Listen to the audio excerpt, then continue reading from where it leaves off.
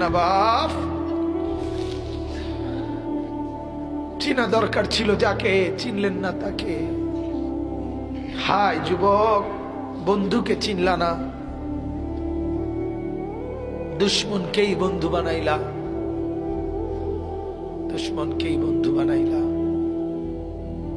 আপন বন্ধু যিনি তাকে চিনলা না, দুশ্মনকেই গ্রহণ করলা। চেহারায়, সুরতে, চলনে বলনে, আচারে উচ্চারণে বেঈমান যেভাবে সাজায় দেয়, তুমি তাকেই গ্রহণ করলা।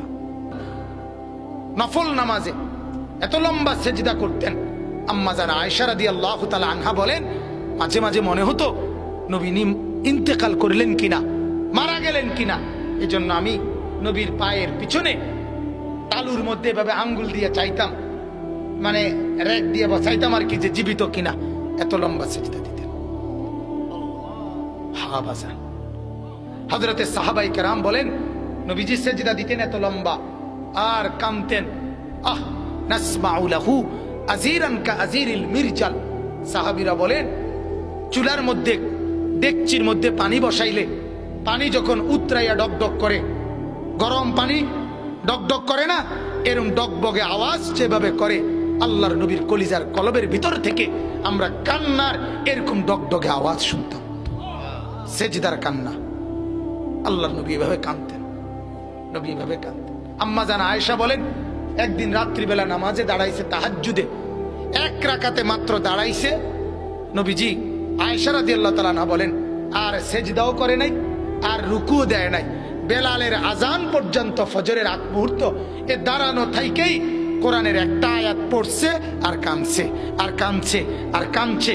কাঁদতে কাঁদতে চোখ ফুলাইয়া ফেলছে, দাড়ি ভিজে গেছে, বুকের পশম ভিজে গেছে। আম্মা জান আয়েশা বলে, তাওয়াররামাত কাদামাহু, দুইটা পাও ফুলে ফুলে গেছে। এরপরে আরো আশ্চর্য কথা শুনেন। আহ, আম্মা জান আয়েশা বলে, উম্মত শুনবা, সেদিন ওই রাতে সারা রাত কেঁদে কেঁদে বুক ভাসাইয়া নবী একটা কথা বলছে আল্লাহর কাছে। সেটা কি? তো আয়েশা রাদিয়াল্লাহু তাআলা আনহা বলেন, সেটা শুধুই কেবল এই উম্মতের জন্য নবী কাঁদছে। ইন তুআযিবহুম ফাইন্নাহুম ইবাদুক ওয়া ইন তাগফির লাহুম ফাইন্নাকা আনতাল আজিজুল হাকীম। এটা কোরআনের আয়াত। আল্লাহর নবী কদ্দুর সারা রাত পড়ছে, আল্লাহরে বলছে, মাওলা আমার উম্মত, আপনি যদি গুনার কারণে আযাব দেন, আপনি দিতে পারবেন। আপনার, আমি বলার কিছু নাই, আপনার বান্দা, আপনি চাইলে যা ইচ্ছা তাই করতে পারেন, আযাব তো দিতে পারেন মাওলা।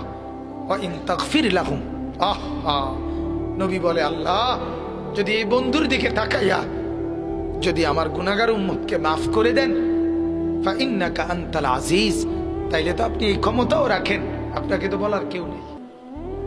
আপনারে বাধা দিবে কে? আপনারে নিষেধ করবে কে? বন্ধুর দিকে তাকাইয়া দেন না মাফ করে। আহা, আমরা কিতাবে পড়ছি বাজান, ওই যে একটু আগে বললাম, আল্লাহ পাক যাদেরকে একবারে কাছে বসাবেন তা করে কি বলে, মনে আছে নি? নবীজি বলছে, আনা মিনাল মুকাররাবিন। নবীজি বলছে, ও উম্মত, আল্লাহর ঘনিষ্ঠ জনদের মধ্যে সর্বপ্রথম সবচেয়ে ঘনিষ্ঠ হব আমি মুহাম্মদ। হাসরের ময়দানে মাওলা আমার জন্য, আল্লাহ তার সিংহাসনের পাশে আবার আমার জন্য আসন নির্ধারণ করবেন, বসে বসে। তা আল্লাহর নবীকে আল্লাহ তাআলা বলবেন, বন্ধু এই আসনে বসেন। কিতাবে আছে বাজান, নবীজি সাল্লাল্লাহু আলাইহি ওয়াসাল্লাম, একটু মনোযোগ দিয়ে শুনেন এই কথাটা। আল্লাহর নবী নিজে আইসা নবীর জন্য যে আসন, সিংহাসন হাসরের মাঠে, নবীজি আইসা এটার সামনে এরকম হাত রাখবেন, হাত, কিন্তু বসবেন না। আল্লাহ তাআলা বলবেন, বন্ধু এই আসন তো আপনার জন্য, বন্ধু বসেন না, আপনি বসবেন না। তো আল্লাহর নবী বলবেন, রব্বুল আলামিন আমার জন্য বলাতে তো হাত রাখছি, আমার এটা তো আমি গ্রহণ করছি, আপনি দিয়েছেন বলে, কিন্তু আমি বসবো না মাওলা। আল্লাহ বলবেন, কেন বসবেন না? আল্লাহর নবী বলেন, রব্বুল আলামিন আমি যদি বসে যাই হাসরের এই বিরাট ময়দানে, আমার উম্মতের জন্য দৌড়াবে কে? আমার কোথায় কোন উম্মত গুনার কারণে, নাফরমানির কারণে আটকায় যায় কিনা। আমি যদি না ছুটি, আমি যদি না দৌড়াই, আমি বসে গেলে আমার উম্মতের জন্য দৌড়বে কে?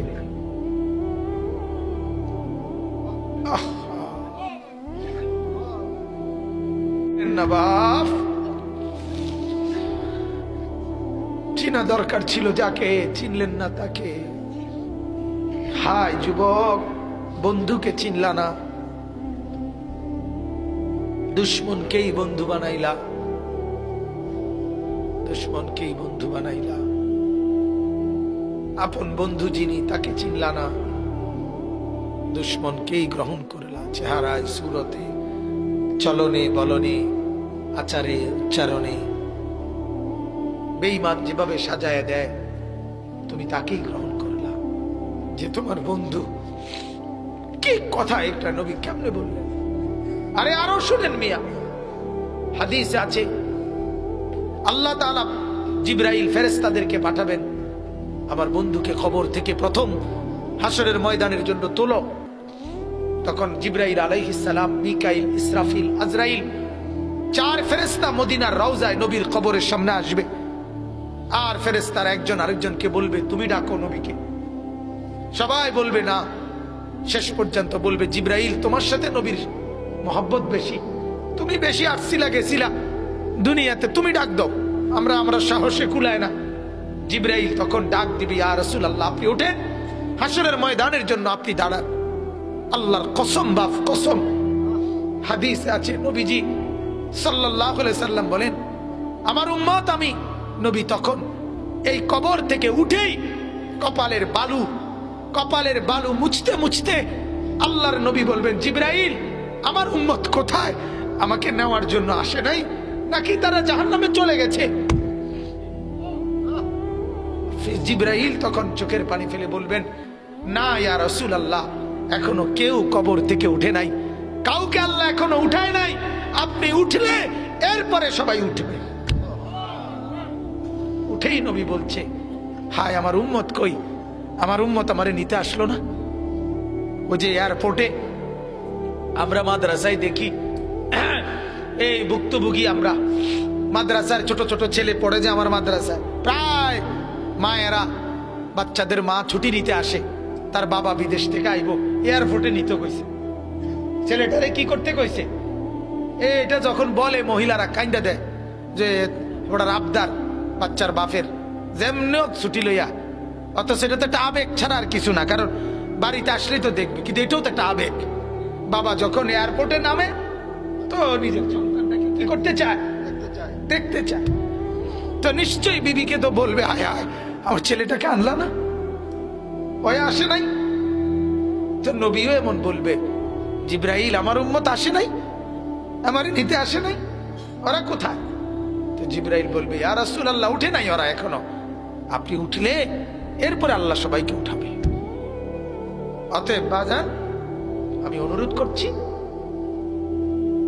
জীবন বদলান, জীবন সুন্দর করেন, চেহারা সুন্দর করেন, আখলাক সুন্দর করেন, প্রত্যেকেই ফিকির করেন। কষ্ট করে যারা বাবা বলছেন, জওয়ান ভাইয়া তোমাদেরকে আবারও বলি, বাজান তোমার জীবন তুমি সুন্দর করো। বন্ধু চেনো, বন্ধু চেনো, বন্ধু তোমার রসূল, বন্ধু তোমার রসূল, বন্ধু চেনো। সাহাবায়ে কেরাম বন্ধু, উলামায়ে কেরাম বন্ধু, আউলিয়ায়ে কেরাম বন্ধু, বন্ধু চেনো বাপ। দুশ্মনকে বন্ধু ভেবো না, বন্ধুকে ফেলে দিও না, ফেলে দিও। আল্লাহ তাআলা আমাদেরকে বুঝার তৌফিক দান করুন।